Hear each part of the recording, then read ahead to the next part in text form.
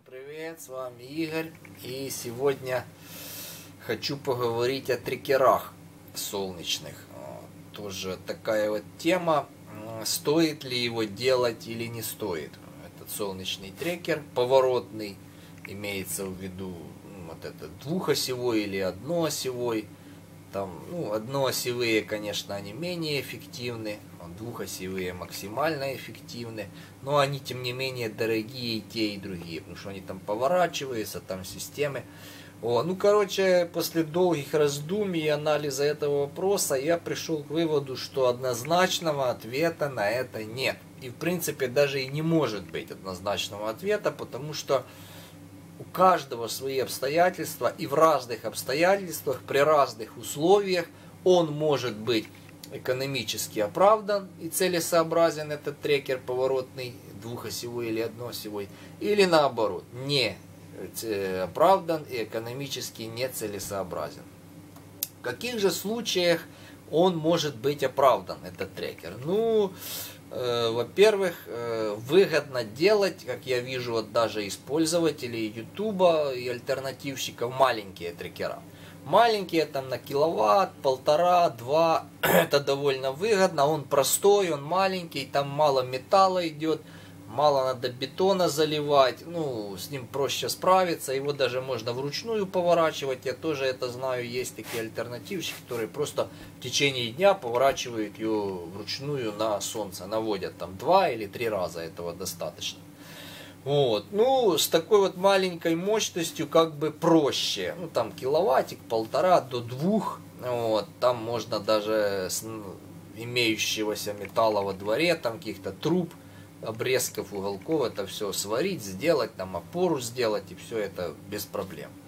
Но если уже вы хотите какие-то серьезные мощности там заводить, там 4, 5, 6, 8, 10 киловатт, например, у меня сейчас 8 киловатт, и поставить их на трекер, это очень дорого, вот эти панели. Это так дорого, я вот смотрел даже цены,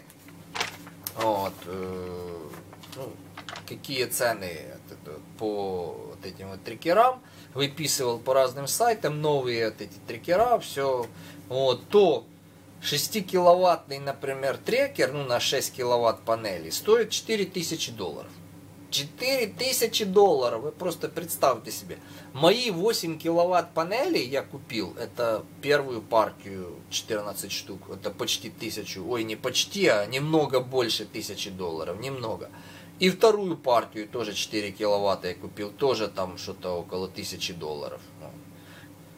Чуть-чуть больше, не меньше, чуть-чуть больше. $2000 у меня вышло 8 киловатт панелей. 8 киловатт. Трекер на 6 киловатт стоит $4000. Представьте себе, товарищи, я за $4000 я могу купить в 2 раза больше панелей, чем у меня сейчас есть. То есть могу купить почти 16 киловатт панелей. 16 киловатт панелей. Разложить их где-то под забором, поставить вот так вот, чтобы они просто не падали, стояли. И они будут по-любому выдавать больше энергии, чем вот этот вот 6-киловаттный трекер, который двухосевой, который поворачивается за солнцем, всегда отслеживает солнце и все такое. То есть 16 киловатт панелей, поставленных кое-как под забором, будут по-любому больше выдавать энергии, чем 6-киловаттный супер-пупер трекер. Хотя цена получает, так даже и какой 6-киловаттный, это я только просто сам трекер посчитал, без панелей стоит $4000. Если еще панели добавить на этот трекер, это вообще ужас, что получается. Когда оно купится, я не понимаю. Даже вот та прибавка, которая, там, говорят, до 45%, до 45% я согласен, это летом может быть, что солнце сильно крутится. Зимой там этот процент сильно падает, и эффективность не такая уже большая прибавка. Там и прибавлять-то нечего зимой. Так что вот это такие цены. Дальше я смотрел тоже цены на вот эти новые трекера. Например, нашел на 6 киловатт. Тут дальше на 20 панелей трекер $5500. На 20 панелей нашел 95 000 гривен. ну, такие цены просто капец. На 2 киловатта 15 тысяч гривен. Ну, это уже, видите, да, 11 тысяч гривен 1,4 киловатта трекер. Ну, да, тут уже, конечно, меньше цена идет. Тут уже даже сравнительно со стоимостью панелей получается совсем другое отношение. То есть на 1,4 киловатта трекер можно поставить примерно 5 панелей, таких как у меня. Это будет около 10 тысяч гривен сами панели.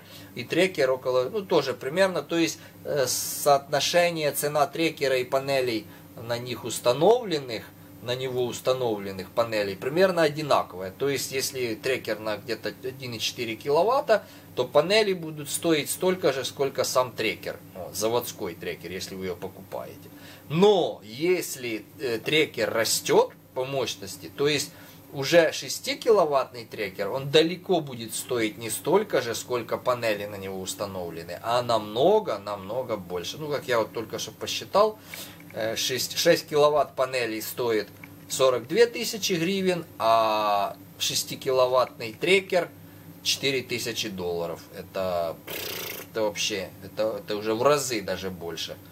Вот. Плюс это ж без бетона, надо понимать. Везде, где продается, там просто конструкция, металлоконструкция, вот это наведение, все шестерни, моторчики, это там вот эти все, ну весь металл, конструкция, все металл там, но без бетона. Вот. Бетон придется заливать самому, а это еще плюс не 1000 гривен залить вот такое количество бетона, а под даже 4-киловаттный трекер, я думаю, там надо бетона немало. Там одним кубом, наверное, ну, 1 куб может быть и надо, а может быть и мало будет. Может и не обойдется одним кубом бетона. И этот бетон, если сэкономить и дома колотить бетон, ну, все понимают, я думаю, даже никто спорить будет, что домашний бетон все равно такой не будет, как заводской, то есть с миксера никогда. Такой он не будет, хотя бы потому, что вы его не сможете залить за один раз одновременно. А его надо залить за один раз. Вот монолит, чтобы был, чтобы залили этот куб за раз, сразу залили одновременно. Вот тогда это будет нормальный бетон. Если вы его начнете колотить от этой бетономешалкой своей на 100-литровой там, или 150-литровой по частям заливать, он так слоенными получится, и этот бетон будет такой не очень, совсем не очень. Я привозил себе, кстати, по ветряк миксер, под ветряк заливал. Вот это бетон, вот это я понимаю. Я дома такой, у меня не получалось наколотить. Он у меня то высыпается, то песок не такой. А там такой бетон, вот сколько стоит у меня этот бетон. Вот. Камешек даже не выпадет из него. Камешек нигде не вылущится, ну ничего. Там даже я залил остатки возле теплицы, площадку такую. Ну, целый корж полностью. Даже ни трещинки, ничего не высыпалось. Ну, какой был, такой и есть. Вот это вот бетон. А это же опять же расходы. Там же еще гарантия тоже получается. Какая гарантия на эти заводские трекера? На металлоконструкцию они дают, ну, на само железо 10 лет гарантии, а вот на электромеханическую часть только 2 года гарантии. Понимаете? Только 2 года. Почему? Потому что, опять же, эта электромеханическая часть, она достаточно ненадежна, поэтому ее такое... Ну, это тот же ветряк, я вам скажу. Это тот же ветряк, такой, как у меня, вот, например. Или самодельный ветряк, да. А самодельный трекер, это, я не знаю. Вот я даже нашел вот такую интересную информацию, сейчас я вам зачту на одном из сайтов. Вот. Однако промышленно изготавливаемые трекеры представляют собой сложные электромеханические устройства, которые достаточно дороги и подвержены риску возникновения отказов. Поэтому их установка не всегда оправдана из чисто экономических соображений.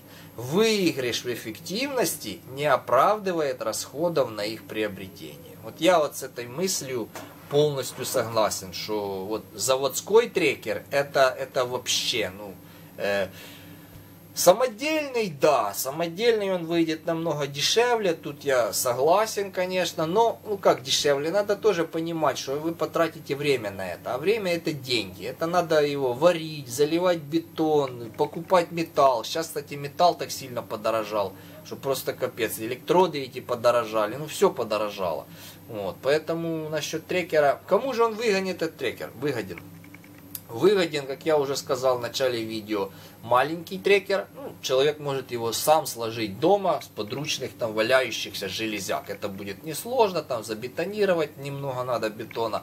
На киловаттик какой-то там 1,5-2 можно слепить трекер. И много я, кстати, видел, что поворачивают сами его. Так что трек без всякой автоматики. Если человек дома на пенсии там сидит, повернуть это в принципе не проблема. Но большой трекер сварить, это очень дорого. Вообще даже большой трекер, я так понимаю, выгоден тем, только тем, у кого очень маленький участок. Я так понимаю, это мое мнение. Очень маленький участок, очень мало площади, плюс еще там соседний дом высокий тянит, или какие-то деревья, постройки сельскохозяйственные. Надо этот массив весь как можно выше поднять, чтобы тени нигде не падало, даже зимой. Вот тогда да, тогда я согласен. Тут оправдан полностью трекер, эти капиталовложения в него огромнейшие, они оправданы. И вот если маленький участок и много теней, но если большой участок, достаточно площади, есть где развернуться, понаставлять этих панелей, то мне кажется, лучше просто взять докупить за эти деньги панели лишние, поставить их как-нибудь, и они все равно будут больше выдавать мощности, чем вот вы, если сделаете трекер. Я вот только что мы считали, да, что на $4000, сколько стоит этот 6-киловаттный трекер, сколько можно купить панелей и поставить их. Это не 6 киловатт, как стоит 6-киловаттный трекер, а 16 киловатт на $4000. Вот я купил за свой 8-киловаттный массив, это чуть больше $2000. Вот. Так что в моем случае это, вообще нет смысла в этом трекере. Вот. И даже вот если посмотреть альтернативщиков, которые занимаются на ютубе солнечной энергетикой, то подавляющее большинство, у кого много панелей, там такие мощности довольно серьезные, 4, 5, 6, 8, 10 киловатт и больше, у них и трекеров этих нет. То есть люди все это посчитали, прикинули, и понятно стало, что в этом нет никакой экономической целесообразности. При том, что у нас теперешние цены на панели в Украине очень низкие, поэтому их лучше, я же говорю, за эти деньги лучше просто докупить панелей, поставить их как-нибудь, там, на какие-то опоры, столы, там, даже деревянные я видел, ставят опоры под них, треугольные, деревянные, и все стоит нормально, все работает без каких-то проблем. Вот. То есть, вот единственное, да, вот можно подытожить тогда, сделать итог, что трекер выгоден при маленьких мощностях, это киловатт, 1,5-2, и когда ты сидишь дома, у тебя есть возможность хотя бы его поворачивать, да, чтобы не ставить эту всю автоматику, ты просто поставил 2 подшипника, 2 оси, и там на протяжении дня приходишь там 2-3 раза, чуть-чуть повернул, у тебя достаточно. Или там в обед приезжаешь с работы, есть возможность его повернуть. Вот, тогда выгодно, да. Вот. Или у вас очень маленький участок, много теней, и надо этот массив поднимать все равно как-то, тогда да, тоже в этом варианте при очень ограниченных площадях есть смысл ставить трекер, чтобы получить с минимального количества панелей максимальную отдачу. Вот. Это когда очень мало места, территории у нас на участках. Вот тогда я вижу в этом смысл. Когда есть площадь, есть место, в этом смысла я никакого не вижу. Но это мое, конечно, чисто мнение, но, по-моему, практика это тоже показывает. Даже если взять вот промышленные электростанции, там, где на полях стоят тысячи киловатт этих панелей, там никаких трекеров нет. Никаких. Там это все дело на столах, максимально дешевые опоры, как можно дешевле. Я там смотрел эти конструкции такие серийные, они сделаны максимально дешево, чтобы удешевить максимально вот эти вот все опоры. Минимальное капиталовложение. Вот эти уголки очень тоненькие, все эти опоры, треугольнички, там, минимум материала, минимум металла, минимум бетона, вот, все по минимуму. Вот. Так что, вот это вот мое мнение такое по трекерах. Лично мое мнение. Пишите в комментариях, согласны вы, не согласны, может еще какие-то есть мнения других. Вот мое мнение насчет трекеров вот такое вот, что в моем случае это невыгодно. Я сказал, в каких случаях это выгодно. Ладненько, всем пока, до следующих видео.